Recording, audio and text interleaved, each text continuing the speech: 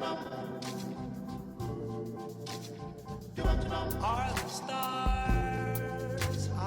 welcome to the Free Mind Podcast, and this is our God and Government series.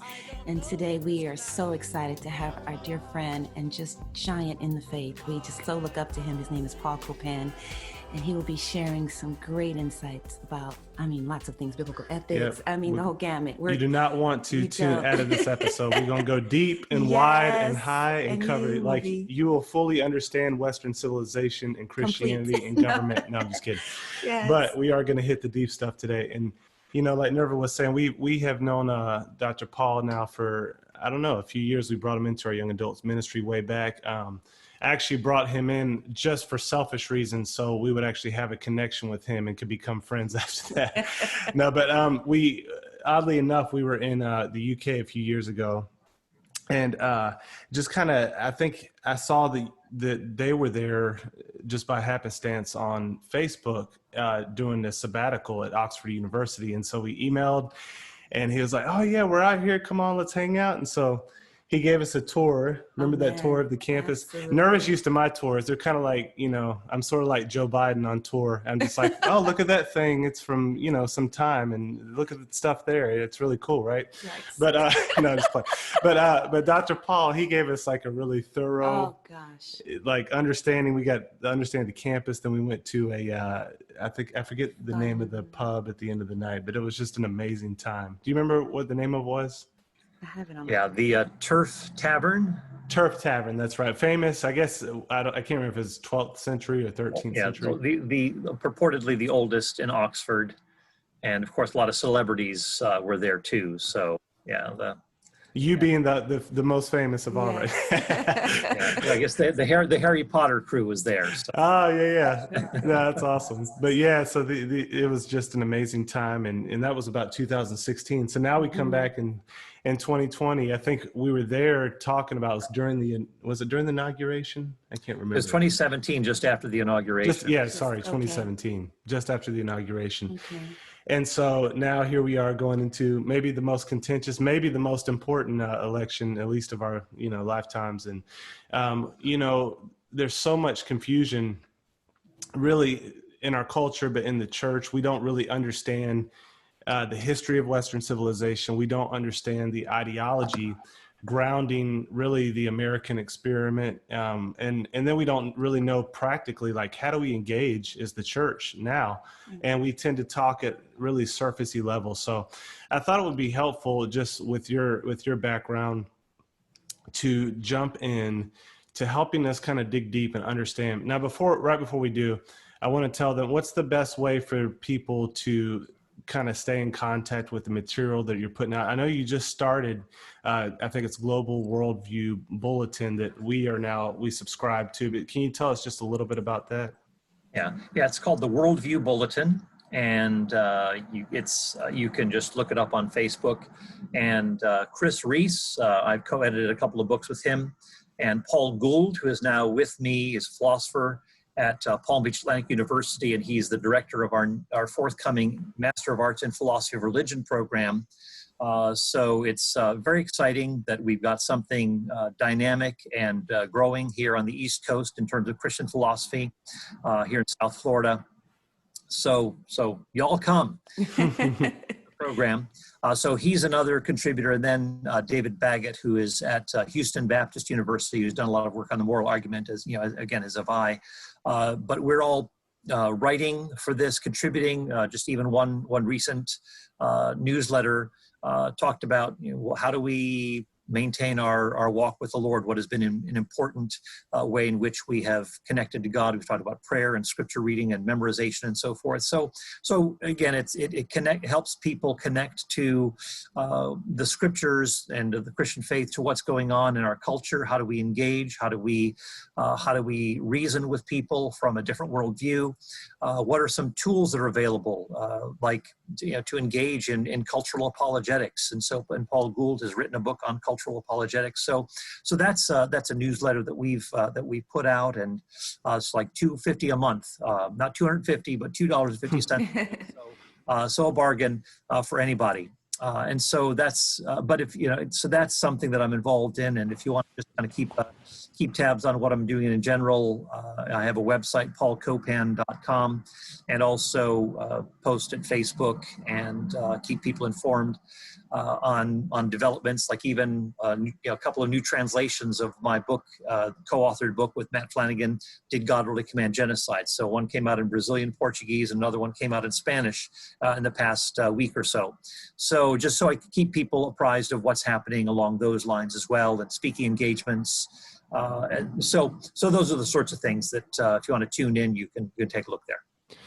Oh, that's helpful. Thanks, Paul. And I know, probably most people that are coming to this know a lot of your books that you've written over the years have been really helpful. I think you've written on relativism, is it true for you but not true for me kind of ideas, but you've also done a lot of work on ethics, specifically, is God a moral monster? You've done stuff with, like William Lane Craig on the Kalam cosmological argument, just a wide range. But one that they may not know of is this book on biblical ethics that we're kind of going to, touch on a little bit today.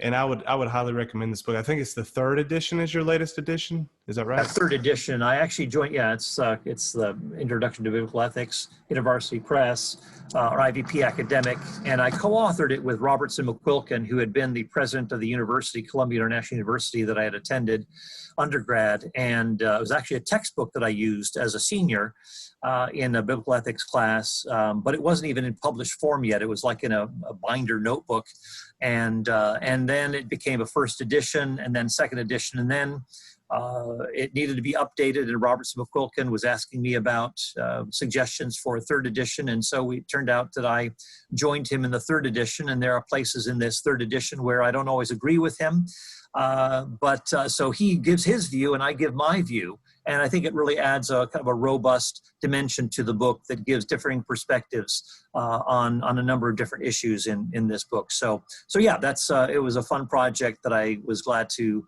participate in, and it had been a book that had influenced me, and so I was glad to be able to contribute some things from my own perspective, and also just work together with him to mesh our ideas, and yeah, we have had a lot in common. He passed away a couple of years ago, but again had a big influence on my life. Yeah, that's really cool. And I found those sections helpful too. It really shows you, man, how do you disagree on some of these important areas with someone in a way that's civil, which we don't really have many examples of in our current context. Right. But I just add this too. What I liked about Robertson McQuilkin is that, I said, well, there are some points where I would disagree with you. How do we want to navigate that? And he said, well, just write your part and I'll write my part. I think that'll really add, here is in his 80s and he's saying this. So I appreciate the fact that he was willing to just have another voice spoken, another perspective given, and that really spoke of his own humility. It was really a blessing to work with him on that.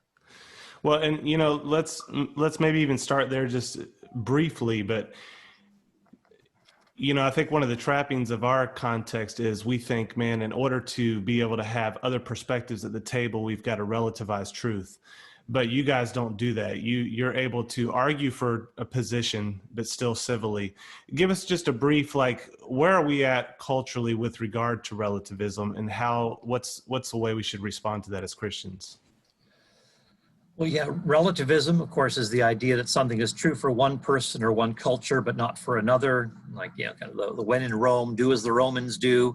They have their ways, and who are we to say that someone else is wrong? So there's this presumption that when it comes to truth, or morality, that it's simply a matter of perspective or opinion. And if you assert something, if you say, I know this is true, then of course, if you know something, then that gives you the platform to act on it, to have an authoritative voice and so forth. And so there's, I think, more and more of a reluctance to actually assert your viewpoint as something that can be called knowledge.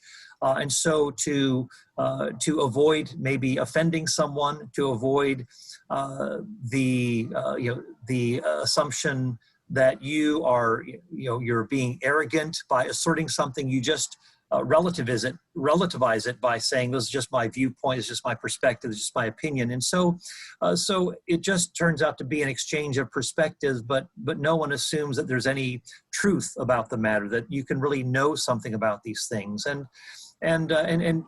we are in a culture in which I think we are much more tentative, much more reluctant, much more sensitized to any kind of disagreement. And I think we need to engage in a way that was very common in previous generations, where you could have a good kind of knockdown disagreement and then go out for a beer afterwards and be very good friends. I mean, I appreciate even the perspective that has come out, the acknowledgement that has come out since Ruth Bader Ginsburg died, that she and Antonin Scalia, very different ideologically, but very dear friends, a very sweet friendship.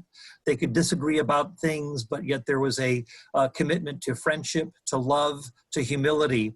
And that is something that we could learn from in our day. You hold things with conviction. You can disagree robustly. You're making claims to know something, but you can do so in a way that is gracious and winsome, rather than alienating each other by unfriending them because you no longer agree on Facebook. Of course, Facebook may not be the greatest place to have your conversations. It's a very, I think, a poor platform often.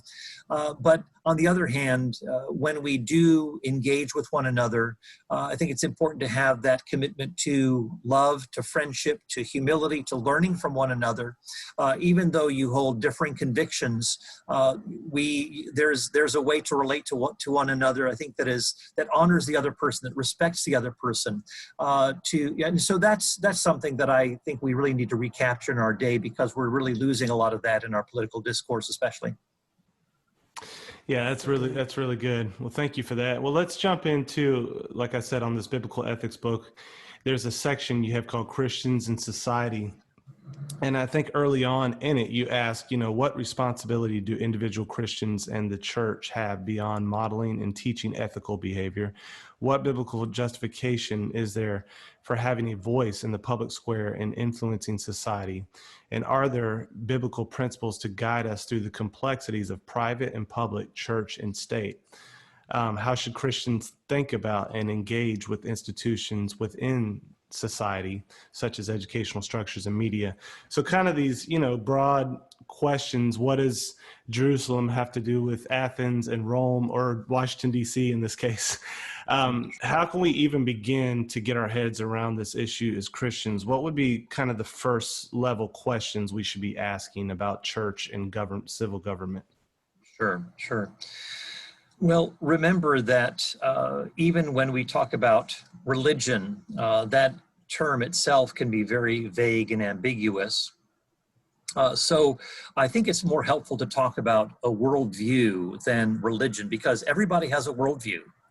Everybody needs to give justification for the worldview one holds. Why am I an atheist rather than a Christian? Why am I a Christian rather than a Buddhist or a Muslim or a Hindu?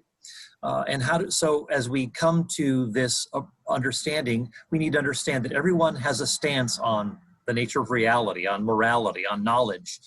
So we're all coming to this with a particular stance. And so I think it's important to understand that there is no neutral position here.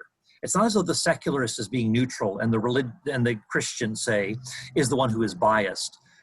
You can have people who are atheists who believe that human beings have no intrinsic dignity and worth, and other atheists that believe that human beings do have dignity and rights and so forth. Well, how do you adjudicate between those conflicting viewpoints? Everyone has a particular perspective.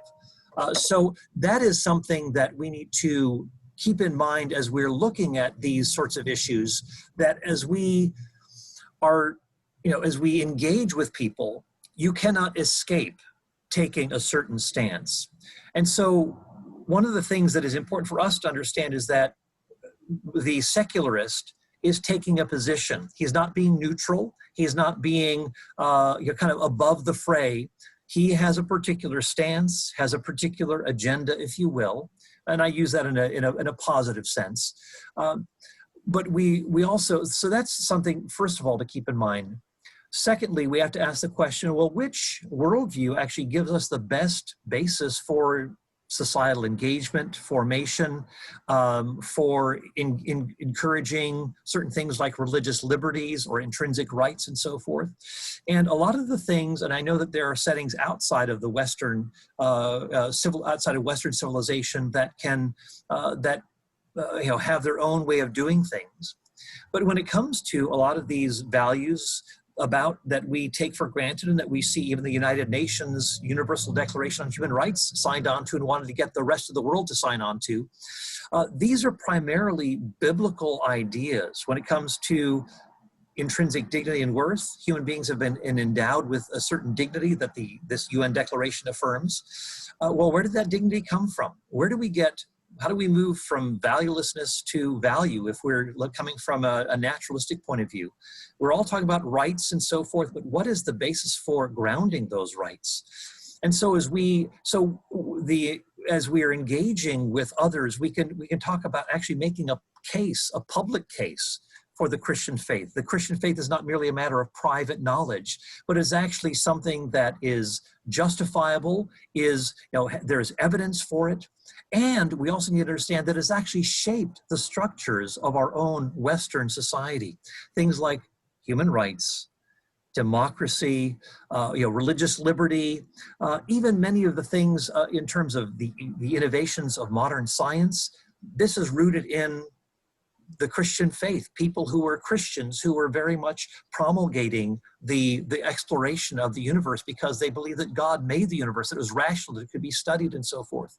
Even things like education, public education.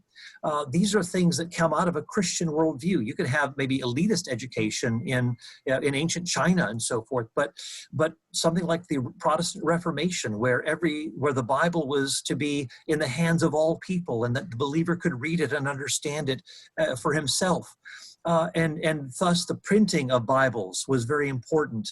Even as Protestant missionaries went abroad, they wanted to make sure that people could read, that they could be educated, that education, mass education, not just elite education, was important for everyone. And so wherever you see the influence of Protestantism, you see higher literacy rates, you see lower rates of corruption, you see again a greater press for even in colonial former colonies, that where in Asia and Africa, where those who led democracy movements in those countries were those who were at Protestant missionary boarding schools.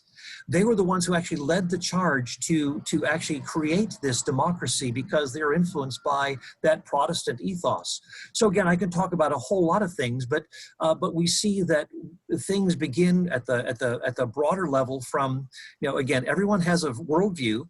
We can't escape that. The question is which worldview actually helps us to make sense, gives us the richest resources for shaping a society. And we see that the Christian faith, the biblical faith, has actually given to us many rich resources for giving to us the kinds of goods that we take for granted, those democratizing gains that we see in society. And again, this is very well documented. And even atheist scholars like Jürgen Habermas, probably the leading philosopher in Europe, and others have acknowledged the West's debt to the biblical faith that has given to us these sorts of goods of equality before the law, democracy, rights, the freedom of conscience, and so forth.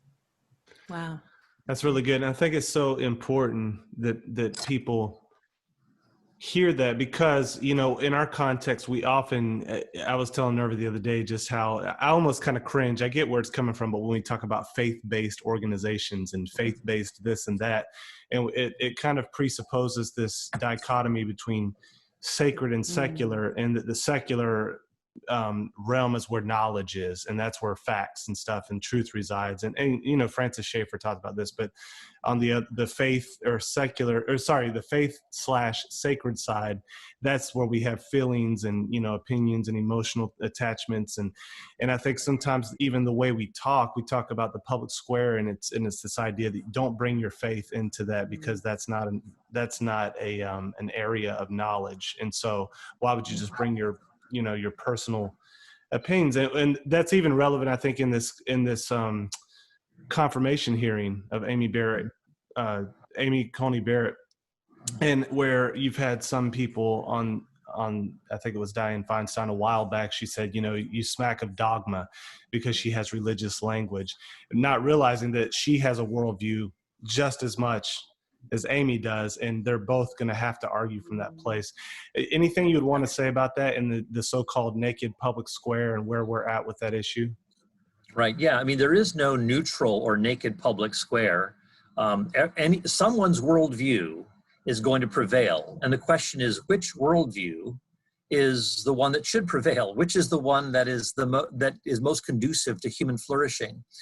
Which is the one that has the interests of the broader public in mind? And so the Christian doesn't say, we need to, and many people have this mindset, we need to retake Christian America, or we need to bring back Christian America. Well, there are a lot of people who aren't Christians in America. Well, how do we treat them as fellow citizens with respect? And I think we need to honor the fact that we need to first insist that all people have rights.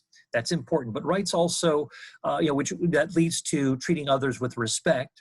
But also, thirdly, there's another R, that responsibility is also part of this. A lot of people want to appeal to rights, but they don't want to take responsibility for what it means to be a contributing citizen in society. They want to simply be takers. They want all the benefits, but they don't want to actually sacrifice or give back to the society for its well-being. And in fact, when it comes to the whole naked public square and the Supreme Court justice hearings, as you said, Dianne Feinstein has her own worldview, has her own understanding of what constitutes human life, and we have to ask the question for both of them: what is a human being? And if that entity in the womb is a human being, then it deserves our protection, insofar as we're able to secure it. So it brings in larger questions. It's not simply, that you're religious and I'm secular. You've got to justify yourself, but I don't. No, everybody has a burden of proof here. And so the question is for Dianne Feinstein, how do you justify your own view of, a pro-abortion view, or your view that the entity in the womb is simply, is non-human, isn't a life or whatever, which again goes against science, goes against biology. It is a human, it is a life, and given enough time, will be voting, will be contributing to society, and so forth. And so if it's a human life, shouldn't we protect this life, and so forth? So there are a host of questions that are there that she is simply just taking for granted, certainly, and Amy Coney Barrett can certainly can hold her own on these sorts of things. But yeah, you're right that there is no neutrality when it comes to these things. Everyone will take a stance. And whether it's in the Senate or whether it's on the street corner and we're talking to people as we're conversing, walking down the street together, everyone has a worldview. Everyone takes a stance. The question is, what worldview is best justified by all that we know, which makes the best sense of the evidence? And those are important questions worth exploring. And then we can talk about things like knowledge and not simply a mere opinion. Yeah, and somebody I was listening to recently put it, they said it's not whether, but which. Exactly. It's not whether you're going to have a, worldview informed, or even when it comes to, when people talk about legislating morality, it's not whether you're going to do that, it's which morality you're going to legislate. Yeah. And so just briefly, what are some of the implications if you do adopt a secularist worldview? There is no God, physics, chemistry is all there is. What are some of the political implications of that if you apply that consistently? Yeah. Well, I know some people will say, well, you're creating a false dichotomy. Not all secularists believe that human beings are just molecules in motion, that they have no dignity, no rights, and so forth. Many will say we do have rights, we have dignity, we have duties, and so forth, and we ought to carry them out. The problem is that there's, for that viewpoint, what we call the broad naturalist, we'd say, well, what is the basis for going from valuelessness to value? Well, what is the basis for going from non-conscious matter to consciousness? What is the basis for going from deterministic particles in motion to free will and moral responsibility?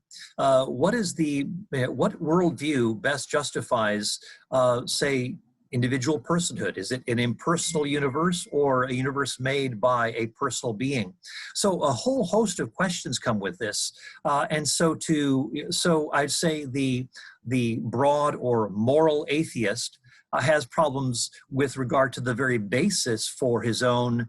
I think what he's doing is he's borrowing from a theistic worldview, actually, and importing that into his own.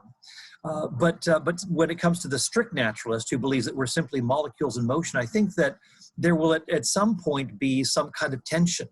We all know how we want to be treated, and I think when we look into our own, heart of hearts, we recognize that the way that person is cruel or mistreating another person, I don't want that to happen to me. And we can be at least somewhat self-reflective and say, well, this isn't really the way that we ought to conduct society. We probably, even the naturalist like Richard Dawkins recognizes that there's a certain contradiction here. He says that, again, from Oxford University, a zoologist says that from an academic point of view, as a biologist, he says I am a fierce Darwinian. That Darwinism explains the natural selection and so forth. But he says, when it comes to a social and ethical viewpoint, he says I am, an anti-Darwinist. Because he says you can't live this way in society as simply following the naturalistic ordering of that follows in kind of a secularist view of Darwin. Darwin did allow for the belief in God, by the way, but when it comes to Dawkins, who doesn't, he says that the universe, if it's if it's just a matter of selfish genes and electrons, he says there is no good or evil. There is, at bottom, there's nothing but blind, pitiless indifference. So we're left with a very bleak worldview in which humans have no dignity or worth. There is no right or wrong. And fundamentally, it's a matter of whoever holds the keys to power. Whoever carries the big stick is going to be the winner here, because there is no intrinsic dignity and worth. I want to get my way. And so if people get in the way, then force is the only way to get it. And so people will do it. So that's what we're left with, a nature red in tooth and claw, as Alfred Lord Tennyson said. So that's, I think those are the anticipated outcomes. If you take that view, and Nietzsche, Friedrich Nietzsche, the atheist, saw that very clearly. A lot of people were still clinging to a universe governed by God, even though they didn't, call themselves believers. A lot of the things that had come down through culture, human rights, human dignity, moral duties, and so forth, they still would hang on to those things. But Nietzsche said, no, if you're going to carry this all the way to the end, you can't hold to those sorts of humanizing things. Those things are gone, because God is the very basis for those things. And you get rid of God, you get rid of all of those things that we so want to hang on to. Wow. Yeah, I think that's true. It's, as Os Guinness calls it, a cut root civilization that we're living in. We've cut off the roots of the Judeo-Christian worldview, and then the flower, begins to die. And I think the way that's playing out, I would love to know your opinion on this, but it seems to me that there's this story in Western civilization of cutting off God from the, your metaphysical framework. And then over time, like Nietzsche's madman, people begin to realize it. And so they go through this phase of materialism, but then something has to come in and replace that because it's so empty.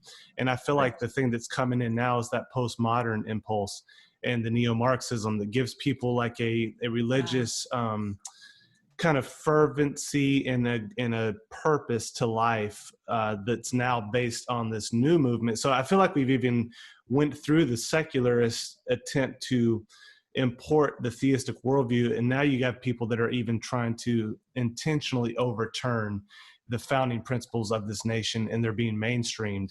Do you think I'm right on that? And what do you do when that starts to be the case? Yeah.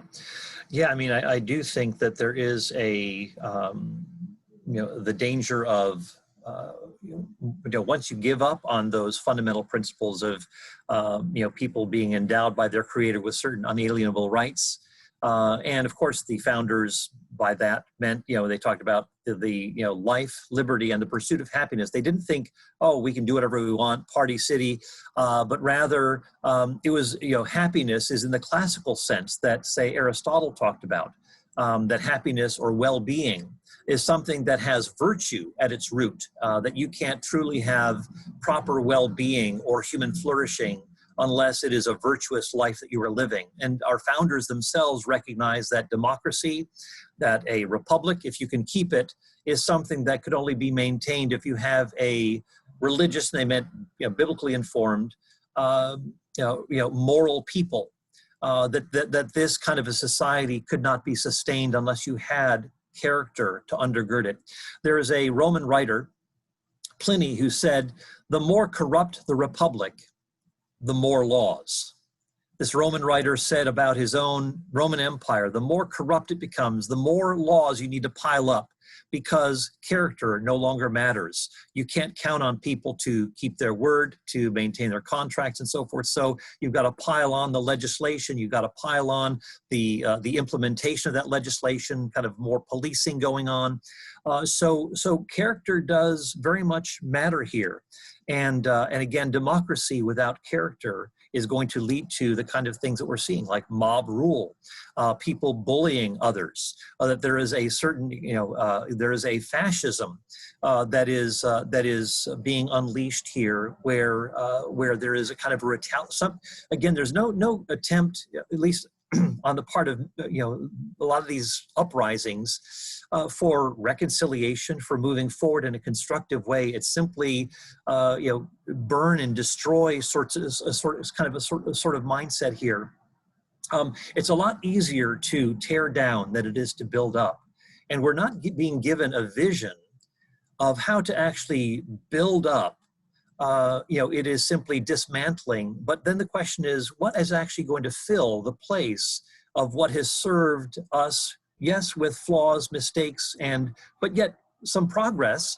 What is actually going to fill the void here? Well, if we look at the similar movements, my father was born in Ukraine, and so he saw the famine of the Ukraine that was instigated under a socialist government. We've seen similar uprisings in Venezuela, in Cuba, and so forth. And wherever you see the wreckage of socialism, again, a lot of great ideals, but yet, again, fundamentally driven by power. And if anything got in the way, there was a price to pay. So Walter Duranty, who is a New York Times reporter in Moscow, who is trying to hide the fact that, for his New York Times correspondent, trying to hide the fact that people were starving, that there were food lines and so forth, just tried to show the best of Moscow and said it's working here. And but he acknowledged after Stalin that he said, well, he still wanted to maintain the socialist, fervor. And he said, well, you might have to break a few eggs to make an omelet. That was his mindset. And again, you see that over and over again, that there is a kind of thuggery to progressivism. Progressivism beginning with Woodrow Wilson. You can read about this in Liberal Fascism. Beginning with Woodrow Wilson, who didn't like the Constitution, had his own paramilitary troops that quashed anything that was counter to what he preferred. This led to Mussolini, who was he's a progressive, and was lauded here in the United States as someone who, they said, yes, he's a dictator, but he's a good dictator. So you had to pick. You just had to get the right dictator in place, and that was okay. But there was that impulse, and even FDR had his own paramilitary, the Blue Eagles. If you worked longer than you were supposed to, then you met trouble with the government. So all sorts of there's this constant thuggery. There's a certain oppression that comes with the progressive vision, and I think really what we're dealing with here is a clash of visions.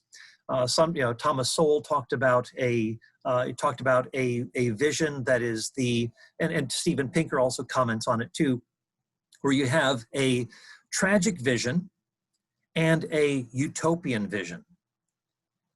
And the tragic vision recognizes that there are certain problems you're not going to fix. No matter what you do, you're not going to be able to get to the root cause of it and solve it all.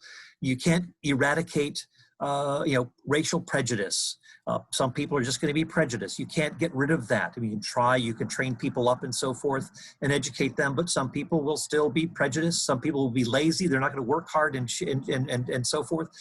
But on the side of the utopian vision, there's this assumption that human beings are malleable. They can be shaped through just getting enough education or having the right people in power and so forth, rather than seeing that there is a tragic flaw in humanity, whether it's in an individual or in larger institutions. And so that's why you need checks and balances to make sure that there isn't going to be this massive corruption, but that these structures of power, legislative, judicial, executive, that they have a certain way of keeping each other accountable and keeping each other balanced. So I think that we're seeing a lot of that sort of thing of kind of even overthrowing those checks and balances and kind of ramrodding certain things through. And I think that there is a great danger here. Like, let's just get all of the, let's stack the courts. Let's get 15 justices in, and then they'll kind of do the legislating for us, legislating from the bench and so forth, just getting the right people in power. And I think that there is a great danger to that. And we're really operating at two different visions. I think we need to understand that. There are a lot of great intentions, but we also need to look at what are the results of these policies. What are the results of, say, raising the minimum wage and forcing businesses to do that sort of a thing? Well, actually, you'll put a lot of people out of business if you raise the minimum wage. People aren't going to want to hire because the rate, and so, but you think, we're going to solve poverty by raising the minimum wage. Well, what are the ramifications of that sort of a thing? And progressives the progressive or utopian vision tends to focus on what is the intention, what is the desire, what is the motive, and the more tragic vision says, well, what is actually the outcome of these policies? Let's look at the results of this sort of a thing. What will this actually end up doing to people? And so we can appreciate that there is a certain motive that is positive, that is laudable. But I think the more fundamental question needs to be asked, well, what actually ends up happening to people who are put under these policies? And so I think that that's why the tragic vision, I think, is a more winsome and appropriate and realistic vision than the utopian vision that tries to that assumes that we can get the right people in power, we can reform human nature and it's malleable enough to shape it in whatever way we want. And so therefore, education instead of the family takes over, that parents aren't smart enough to raise their own kids. Let the government do it. Let the teachers' unions do it, and so forth. And so a lot of freedom is being taken away. And I think something like school choice, Thomas Sowell, Black economist, just wrote about the importance of school choice and helping those who are injecting competition here rather than simply putting power into, say, the public schools.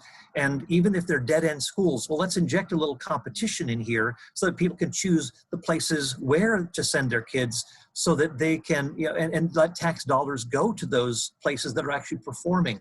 So again, there are just implications for these sorts of things. I think we see more and more the kind of an elitist even treatment of the American people on the side of progressivism, unfortunately, where people are, they're too dumb to make their own decisions, that it requires people who are just highly educated, people who've been in power for a long time. And I think more of us are feeling like we're feeling very unprotected. A lot of things, a lot of control is being taken out of our hands. A lot of choices are being removed from us, like having your own choice as a doctor and so forth. A massive healthcare plan, again, it sounds great, but again, it's going to actually limit the kinds of choices that you have, and not to mention ballooning inflating the national debt and so forth through these sorts of programs. But anyway, I'm kind of going off track here, but again, keeping those two visions in mind, And I think a very good book is, again, called Liberal Fascism by Jonah Goldberg. And again, there are just many critiques out there that are available. But I think that socialism does have a certain oppressive dimension to it, that if you get in the way of the socialist agenda, then you are going to be made into an omelet. Wow.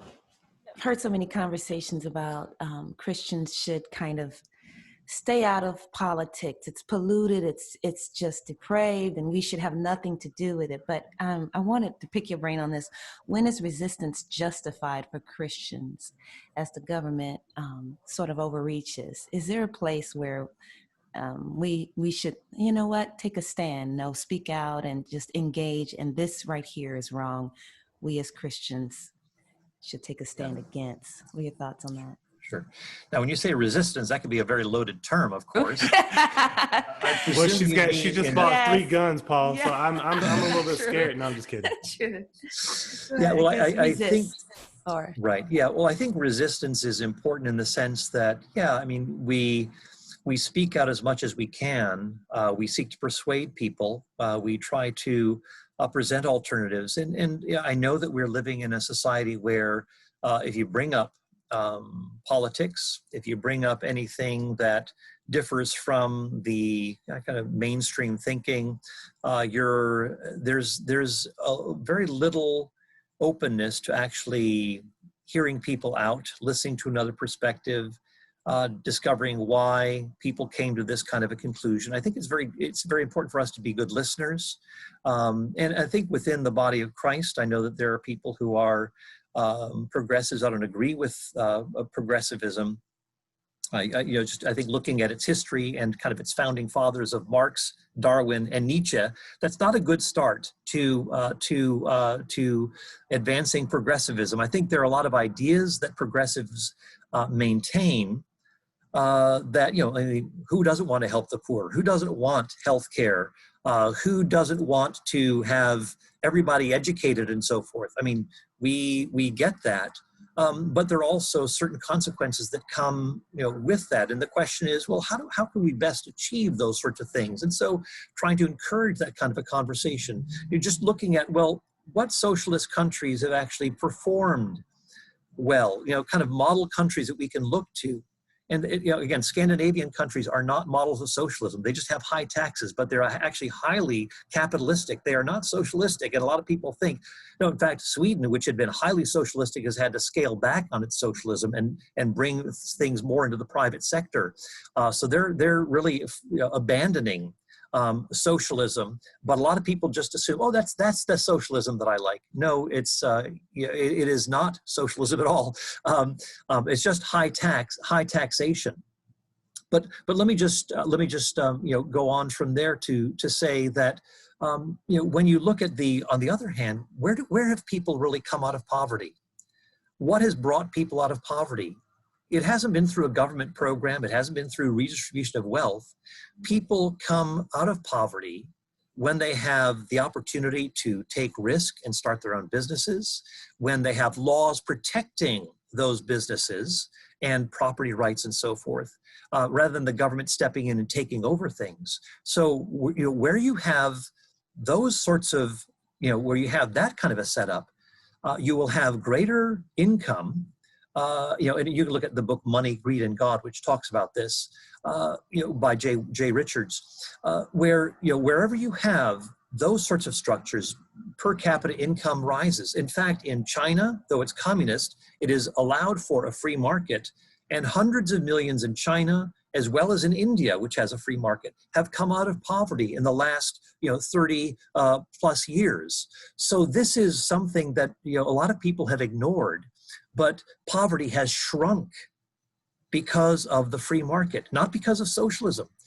Sending money to Africa, to needy countries, basically just the handout sort of mentality, it just goes into the pockets of dictators and bureaucrats and so forth, and actually doesn't even reach the people. Something that my wife and I have been involved in. In fact, she helps found this organization. It's called Peer Servants, and it's a ministry that raises funds for people in developing nations so they can start their own businesses and then they pay back their loan with interest so that it can go to the next person in line. So they'll buy carpentry tools, or they'll try to get a fruit stand or a bake shop going, and then they pay back their loans. We went to Mexico and visited someone who had gotten a sewing machine, and she was making washcloths and towels for a business, a company, and then she's able to hire others to add to the business, and then they were actually able to enter into this and become economically self-sufficient themselves. So it wasn't through redistribution of wealth, but it was through, again, yes, an investment of capital, and also accountability, training in business, and so forth, and then getting that money paid back. And again, we have, the ministry has a significant payback rate in the like 95% or so of loans repaid, which any business would love to see. But so that's the kind of thing, that kind of entrepreneurial spirit, starting your own business, being able to keep a lot of what you've earned, and being able to start other businesses. So again, the question is, which system? Is it the more progressive system, or is it a more free enterprise system that actually brings people out of poverty? And as you look across the globe, it's clearly free enterprise. And so we need to do those sorts of things, even under, even more recently before the COVID outbreak, more blacks, had jobs, women, minorities, that unemployment for those groups was at its lowest before COVID hit. Again, it's basically deregulating and taking away a lot of those strictures that oppress, and allow people to begin their own businesses, to be creative and to take risks and so forth.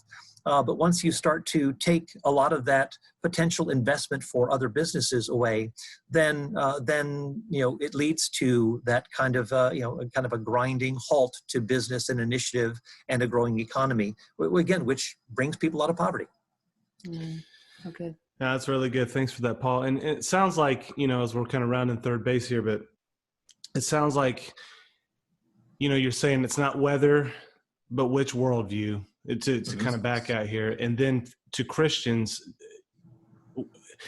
how would you encourage us to develop our biblical worldview as it connects to civil government? What are some ways we can begin to just ask the right questions, and kind of take it all the way from the kind of abstract to the concrete, so to where we start up here, but we end on, okay, what do we do when the government's telling us we cannot meet for church, for instance, or we can't sing in church? Yeah, we did start there, didn't we? Yeah. The resistance thing. You're right, and I would just want to add that you mentioned everybody has a worldview, but even within the Christian worldview, at least here in the West, there are two different visions within that worldview. One is the utopian vision. How much can government do? How much can government accomplish? How much responsibility should government take? And of course, there's a lot more given to the government, and a lot more taken away from individual initiative and responsibility, as opposed to the tragic vision, which recognizes human flaws, and but also recognize the need for checks and balances, and that there are some things that people will gravitate to when, for example, when it comes to self-interest. Self-interest is not wrong. A lot of people criticize self-interest, but to start a business, to get if you're a baker, you're interested in sustaining your family. And if I'm a customer of that baker, I can go in and feed my family. So I have an interest in getting that product to help my family.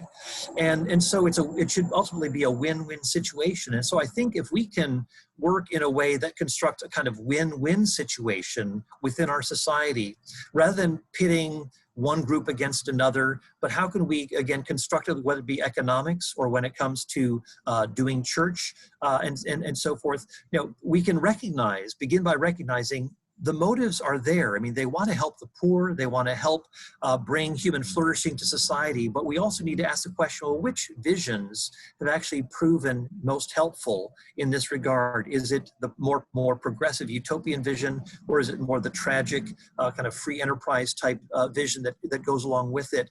And also, Um, when it comes to pushing back on the government, I think, yes, where parents have a voice to speak up and have, rather than have their kids, inner city kids in dead end schools, pressing for school choice. I think this is a great way out of poverty. You want to help people out of poverty, give them a good education that can sustain them.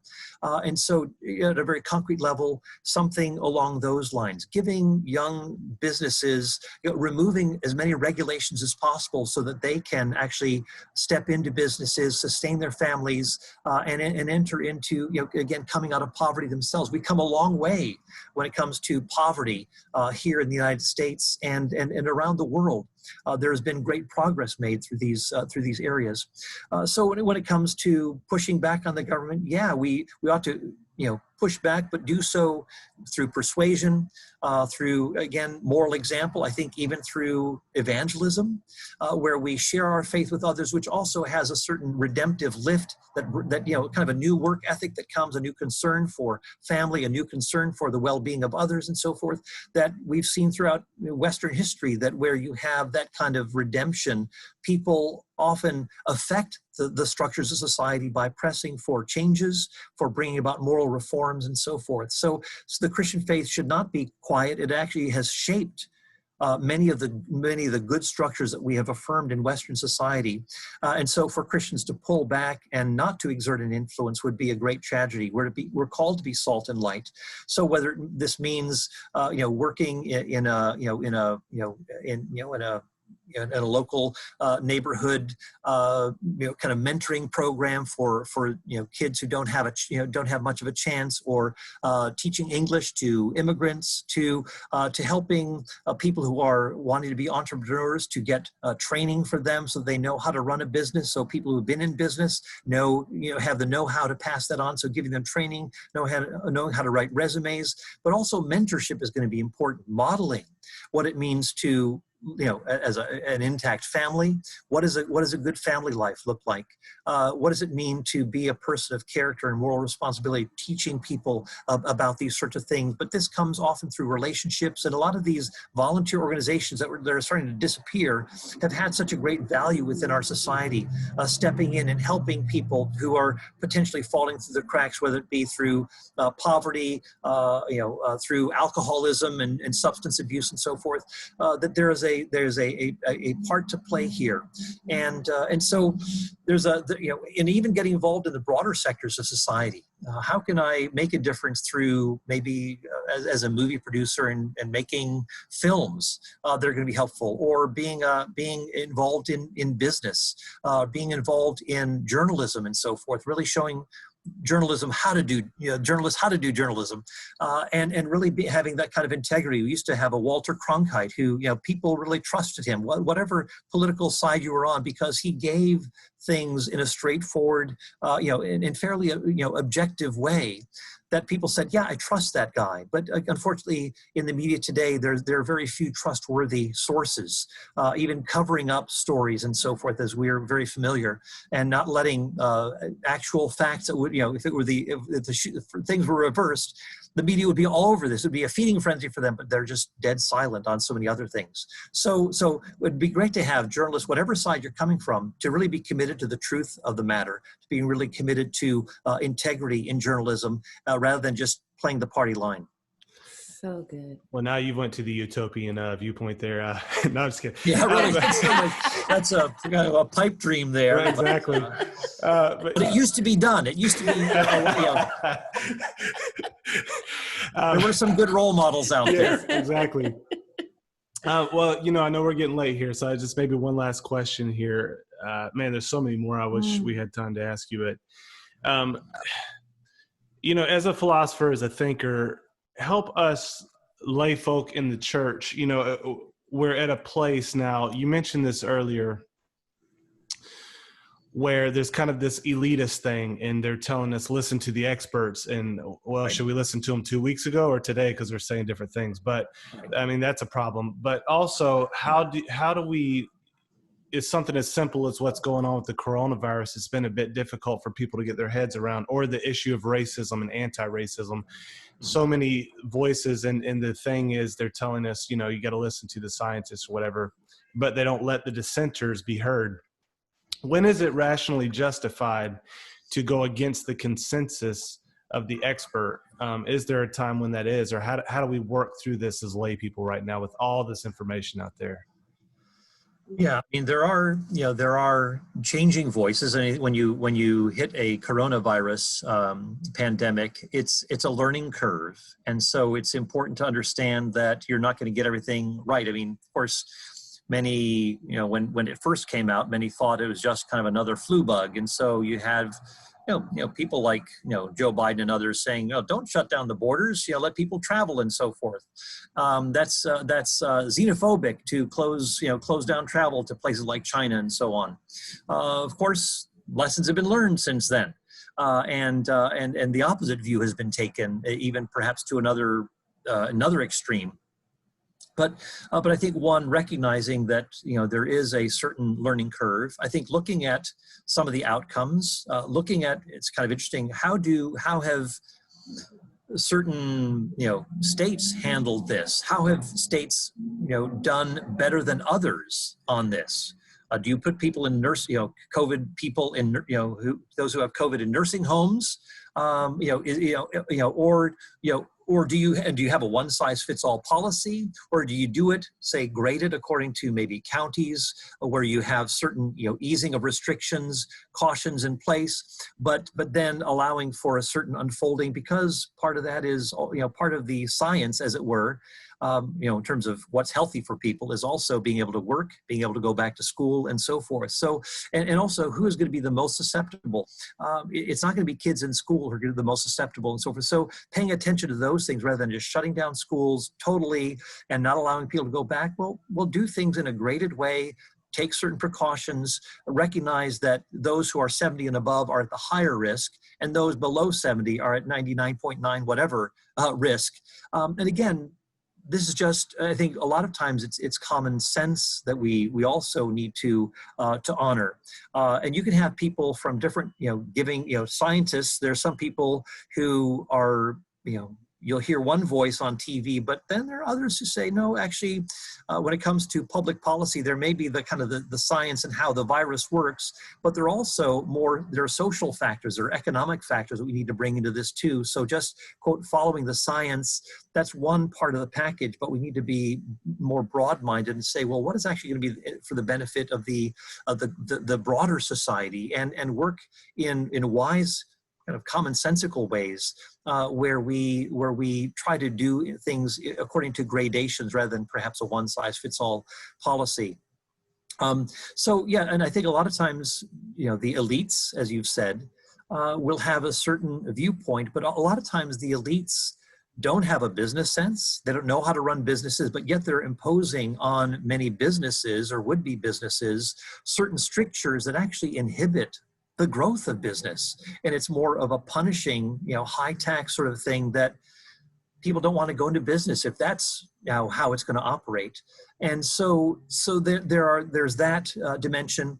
When it comes to, I was going to come up with, I was thinking of one other dimension here about, William Buckley, conservative, but he said he would rather have, kind of pick the first 100 names out of a phone book and put them in power, than to pick maybe even some of these elites from Harvard and Yale and so forth. Why? Because these people know how to run businesses. They know how to change a tire. They know how to run a farm. They know how to do all these very practical things. And a lot of the legislation that is being done really runs counter to the very business, their livelihood, how they do their family, and so forth. So those are the kinds of things that we need to, I think, remind people of. And Mark Twain said that common sense isn't very common. I think especially when it comes to many in government, where there's that elitist mindset and almost a disdain for the common person. Even terms like the basket of deplorables and so forth. Whatever you think of people who dissent from, siding with you, show some respect, show some regard. Don't treat them as people who have no dignity as people who have no minds of their own and so forth. So I think there are a lot of lessons to all across the political spectrum, but maybe a few things to consider on that front.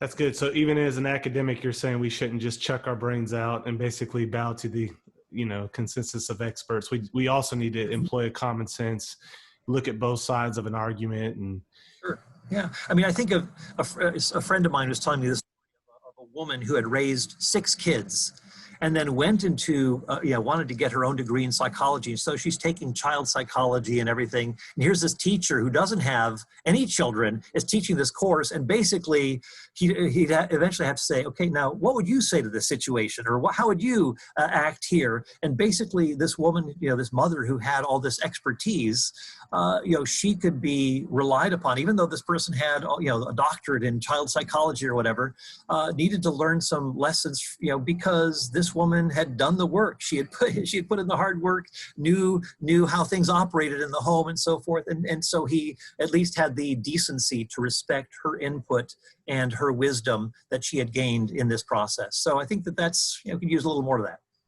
That's good. A little dose. Before we get off, anything you had, was there any last? Just a thought, I remember hearing once, I think a lecture from Hillsdale College that said family, the nuclear family is a small representation of government. And that's where one can really start to learn how to just exercise morality. How would you say your worldview has nourished that, like the relationship between morality and government and laws? Just a quick little closing. Yeah. Well, you're right about the place of the family, and I think we're seeing a lot of the family being diminished. But I'd say more to the morality and law dimension. One, as I said, you can't ground human dignity if we've simply come from valueless processes. Human beings, however, have been made in the image of God, which gives to us that value that we have. And so even if you're an atheist, you can still recognize your own dignity and how you ought to treat others. So you don't have to believe in God in order to know moral truths and have a conscience and so forth. So that's one thing. Secondly, there's a general possibility that people can know right from wrong, that their conscience is functioning at a halfway decent level, and so they can get a lot of things right, and that they are morally responsible agents. And so a government takes into account that human beings are not simply automatons, that they're not simply dancing to the music of their DNA, but they can be held accountable for their actions. And again, the Christian biblical worldview makes excellent sense of that. Also, the government has a certain responsibility. What is going to be the best way to, and God has ordained government along with family, along with church, that God has ordained government to, keep these P's in mind here, to preserve order, to punish the guilty, and to protect the innocent. I mean, it's a kind of a bare bones kind of thing here. But again, the government does have a role to keep order in society. And even when Paul, when there was a mob that was seeking to take his life in Acts 23, Paul tells a commanding officer in the Roman army what's going to happen through his nephew. And he ends up getting an escort out of Jerusalem to Caesarea with 470 military personnel. And here the government was doing its job. It's God-ordained job to protect this innocent citizen from harm, and to preserve order, and to punish the guilty if necessary. So again, we see even there just a kind of a fundamental role that God has given to the government, that we are not to take personal vengeance, Paul says in Romans 13, but that term vengeance and wrath are used in Romans 13, the next chapter, when it talks about government, that the minister, when the ministry, the government minister is doing his job or her job, then it will be to properly, execute that wrath by punishing evildoers, those who are bringing harm and disorder to society. So God has delegated that wrath and vengeance, and he says the minister of the state doesn't bear the sword for nothing. So again, it's a picture of a lethal, a very severe punishment here. It's not just like an officer's ticket book. So the state, when it's doing its job, is going to do those sorts of things that Paul received when the Roman government or the Roman army gave him that escort. And so, again, it's not as though every government is doing the right thing. Just like, people say, this marriage is made in heaven and so forth. Well, marriage was made in heaven, but doesn't mean that every marriage has been made in heaven, as it were. And the same thing, government was made in heaven, but it doesn't mean that every government is operating according to the way that God had ordained it to function. So those are perhaps a few wrap-up thoughts there that kind of give a little bit more of a theological backdrop to some of the things that we've been talking about. That's really helpful. Well, thank you so much, Dr. Paul. You. We always learn so much from you, and this has been a privilege and a pleasure for us.